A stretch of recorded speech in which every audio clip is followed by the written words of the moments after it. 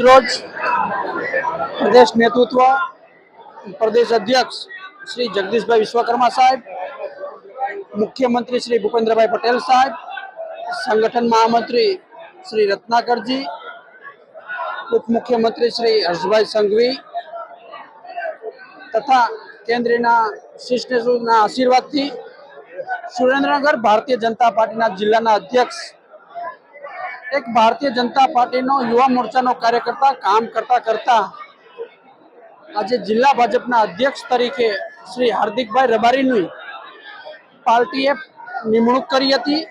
આજે એમનો અભિવાદન સમારંભ હતો।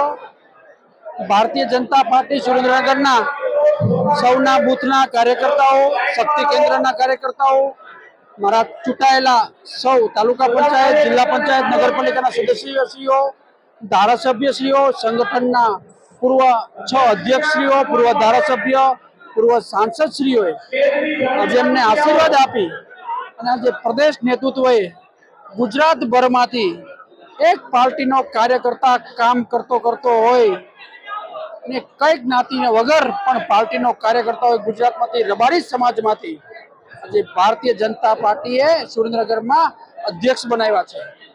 41 વર્ષના યુવાન જિલ્લા અધ્યક્ષ, પૂર્વમાં જિલ્લા ભાજપના મહામંત્રી તરીકે જવાબદારી નિભાવી હતી।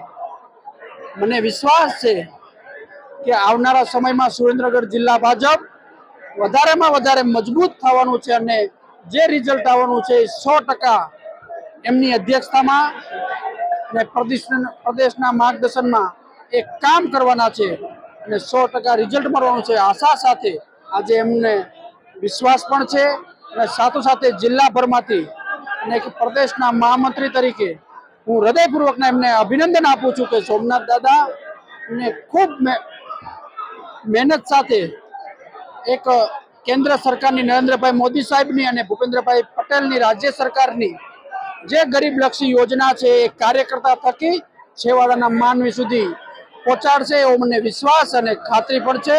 ફરીથી હું હાર્દિકભાઈ રબારીને હૃદયપૂર્વકના અભિનંદન આપું છું।